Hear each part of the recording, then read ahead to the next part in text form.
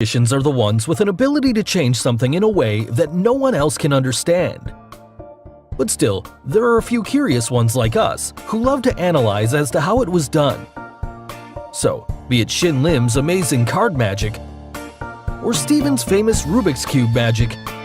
Hello and welcome back, and today we're gonna figure out the secrets behind some of Got Talent's most famous magic tricks. Okay, let's get started. The first trick, the amazing card magic. Shin Lim, one of the best close-up card magicians in the world, performed an incredible illusion on America's Got Talent which captivated the attention of everyone around. Here's what he did. He calls upon the ever-exciting Tyra Banks on stage to be his volunteer for the trick. Then he takes out a deck of cards and spreads it on the table.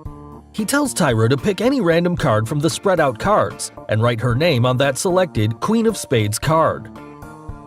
After showing her initials to everyone, Shin Lim puts her signed card back into the deck. Now, doing some magical gesture, he makes her card appear on the top of the deck. Then he takes that card and rubs it on his chest under the shirt. Now, when he reveals the card again, the magic happens, as the card has turned blank. Finally, he reveals his chest area where he rubbed the card, and what do we see? He has the Queen of Spades card printed on his chest, which made the card to turn blank. So, how did he do it? Well, here's the secret. To make it easier to understand, let's divide this trick into parts. The first part, how did Shin Lim know the card Tyra selects from the deck and had the exact card printed on his chest? Well, he forced the card he wanted onto Tyra, using a famous technique known as forcing a card. Also, if you observe carefully, no one inspected the deck of cards spread out on that table, where every single card in that deck was a Queen of Spades. And now you know it, how Shin Lim forced his selection onto Tyra, as she was totally unaware and had no influence whatsoever on the card selected. So, it was obvious that he already knew in advance which card she'll pick, so he got the real tattoo of that Queen of Spades card printed just before the performance started. Also, if you see this image of him on the red carpet, just before the show, some part of that tattoo is seen printed on his chest area. Now, some of you would only imagine why Tyra's name is missing from that printed tattoo? Well, we'll leave this part for the comments section. Moving on to the next part. After he puts the signed card back into the middle of the deck, how did he make that card to magically appear at the top of the deck? Well, the deck you see is another deck, and Shin Lim, during this moment, exchanged the deck for this part of the trick. But from where did he bring the other deck? The table comes in picture here, and it has a hidden shelf on its side, inside which the gimmick deck was hidden, which he secretly switched when the camera moved away from him. Also, the black tablecloth concealed the view of the secret shelf. Now, once he switches the deck, the card you see at the top of the deck is a gimmick card. It is one single card which has a flap at the end of it to make it seem like a real deck when viewed from the front. So this is where he inserts Tyra's card, that is, below this gimmick card. Also, there is a crease in the middle of the gimmick card, which lifts it slightly and makes the card easier to fold, when he palms over and conceals it under his hand and then quickly gets rid of it.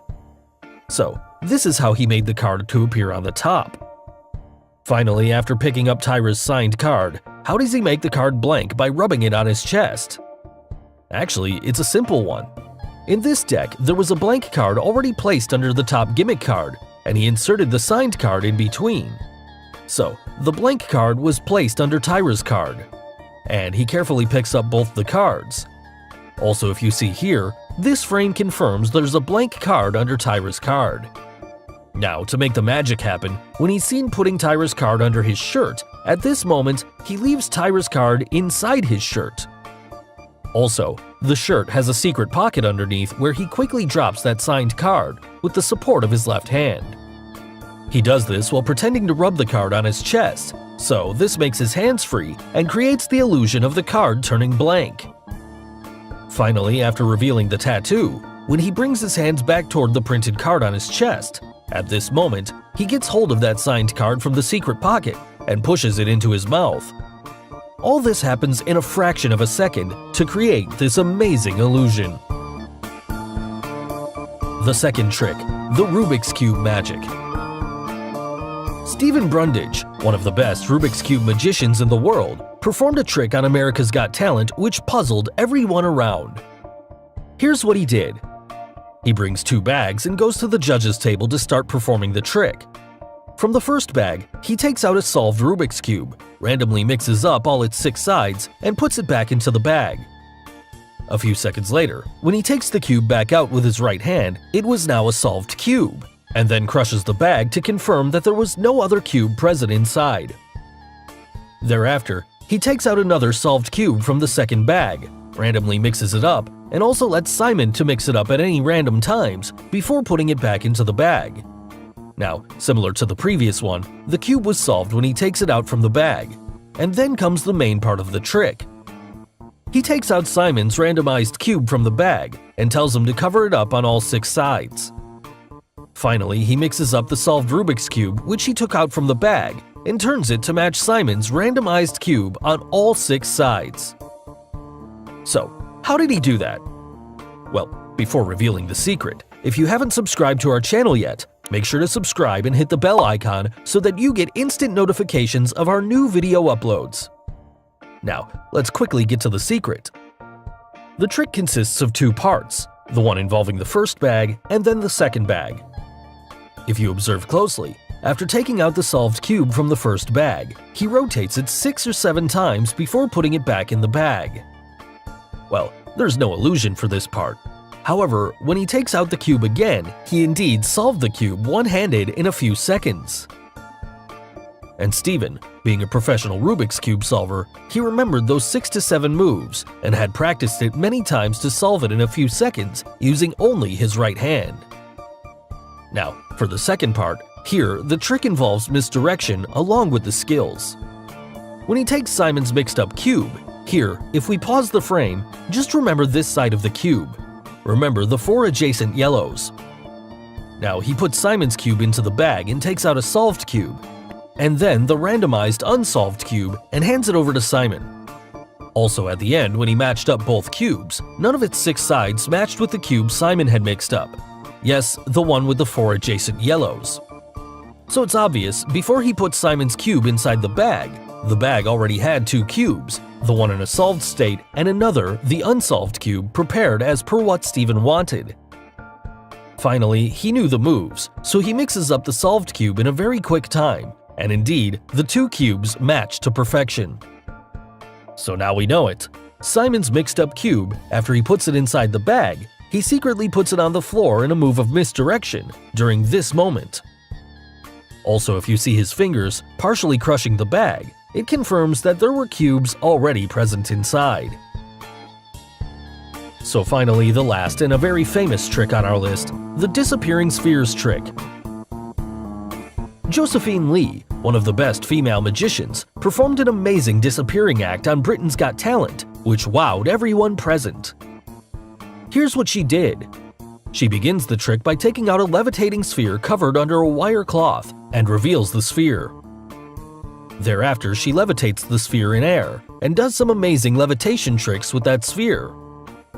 To make it even more special, she even uses a hula hoop ring and passes it around that sphere to convince everyone that there's nothing in between. Then she levitates the sphere to an even greater height and magically drops it in the box placed on stage. The sphere is now in the center of the box. Thereafter, she takes out a white cloth, spreads out the cloth, and what do we see? The sphere disappears and is now underneath the cloth, which magically floats in air, resembling a ghost. Similarly, she levitates another cloth in air with a sphere hidden underneath. After opening the door, the sphere again appears, but this time around, after levitating the cloth in air, she goes inside the box and closes the door. Finally, the box opens, the levitation stops, and she ends the trick with a unique disappearing illusion that saw her apparently teleport through the box onto the stage. So, how did she do it? Well, this trick has 2 key scenarios. First, the mysterious levitating spheres, and second, the teleportation part. Now, for the first part, everything that floated in this act were supported by invisible strings and were already attached to each side of the spheres before she enters the stage. The strings were connected through the box in such a way that the right end of the strings passed through the top of the opened box, while its left end went through the hole in the right side of the box. And the trick started with the string attached to both sides of that balloon. But still, who controlled their movement? Well, there were two assistants hidden on each side of the stage who controlled the movement of the strings. And now you must have got it. Everything you saw levitating in air were controlled by the assistants and were responsible for the amount of tension and slackness applied to those strings and kept the spheres from dropping. This made the balloon to appear out of the box and then magically levitate into the box. But what about the two floating cloths? Well, they too are pre-attached to the strings on both sides, and also, underneath each cloth is a semi-spherical shaped device attached, which expands and releases. That's the reason why it resembled a levitating sphere when in air, and once she appeared, the cloth drops on the floor, which created the illusion as if the sphere disappeared. Now, regarding the hula hoop, she was able to rotate the hula hoop around the sphere up and down without affecting the string on the left and right side of the sphere. But what about the disappearing spheres inside the box? Well, to understand this, we need to look at the next part of the trick, the teleportation part. Now, the box placed at the end of the stage has a built-in mechanism with a secret hidden compartment at its base. Also, inside this compartment is Josephine's look-alike assistant who was hidden all this while. Yes, she was the one who made the spheres to appear and disappear by placing and hiding it inside the compartment. Also at the end, when Josephine spreads out the curtain, here, she quickly gets inside the curtain while her look-alike assistant was the one who goes inside the box, which made the act look convincing to the viewers. Finally, Josephine reveals herself to end this amazing illusion. So guys, hope you got the secrets behind Got Talent's most famous magic tricks. Which trick did you like the most? The amazing card trick, the Rubik's Cube magic, or the disappearing spheres trick? And name any other magic trick you would like us to reveal. Let us know in the